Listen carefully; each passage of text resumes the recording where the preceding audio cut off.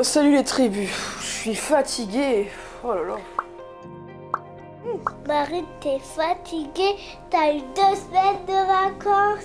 Bah, dis-moi Zoé, toi tu fais comment pour pas être fatiguée? Tu m'as l'air en pleine forme là. 1, je fais dodo la nuit. 2, je fais une sieste. Tu peux boire un café si tu veux. Oui, c'est vrai, Zoé a totalement raison. Mais c'est pas ce genre de fatigue physique que je parle spécialement. Bah, qu'est-ce qui se passe, Marine? Salut tout le monde. J'ai croisé Zoé et elle m'a dit que ça n'allait pas du tout. T'es fatiguée? Tu veux un petit café? Ouais, volontiers Malvine, mais c'est pas spécialement une fatigue physique que je te parle. Ah. Tu vois, la semaine dernière, on a parlé du choix de suivre Jésus. Mais j'ai tellement envie des fois de faire les bons choix, mais parfois je fais les choses mal. Et ça me freine en fait, dans ma vie de tous les jours. Il y a des moments comme ça, où on se sent fatigué. Ouais, fatigué parce qu'on a tellement envie de faire les choses bien, mais on fait les choses qu'il faut pas. On fait les bêtises qu'on n'a pas envie de faire. Et on n'est pas content de nous. On se dit, mais j'ai choisi Jésus, j'ai fait le bon choix pourtant, alors pourquoi j'y arrive pas? Déjà, j'ai envie de te dire, sois rassuré, t'es pas tout seul, t'es pas toute seule. Ça nous arrive à tous. Et tu veux que je te dise, lis ta Bible, parce que dans la Bible, il y a plein de personnes qui ont vécu la même chose.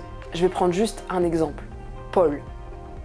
Paul, à un moment, il écrit aux Romains en disant « J'aimerais faire les choses qui sont bien, mais il y a des choses qui sont attachées à ma personne et même quand j'ai envie de faire le bien, c'est le mal qui sort. » Et on peut se dire quand même « Paul qui disait ça alors que Paul, il a vécu des trucs de dingue avec Jésus.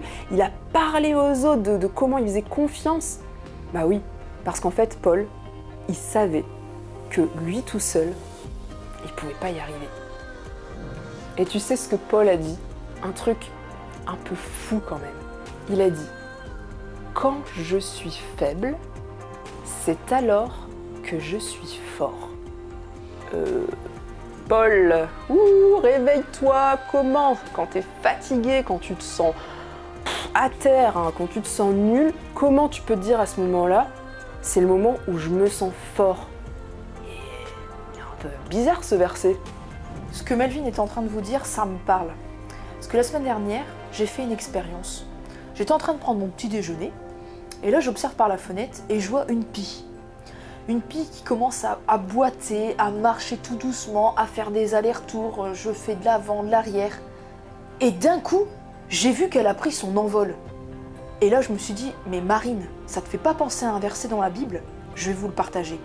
Dans la Bible, dans Ésaïe, chapitre 40, verset 31, il est écrit « Mais ceux qui comptent sur l'Éternel renouvellent leur force. Ils prennent leur envol, comme de jeunes aigles. Sans se lasser, ils courent, ils marchent en avant et ne s'épuisent pas. » Ils prennent leur envol comme de jeunes aigles. Regarde un peu, regarde cet aigle. C'est quand même extraordinaire. T'as vu la puissance qu'il a au démarrage? Et voilà, il prend son envol. Et est-ce que tu sais que les jeunes aigles, ils peuvent parcourir des centaines de kilomètres? Ils ont cette force. Et quand ils prennent comme ça leur envol, ils savent sur qui ils peuvent compter. Ils font confiance à leur créateur, on en avait déjà parlé. Bah toi, c'est pareil. Dans ton quotidien, fais confiance à Jésus.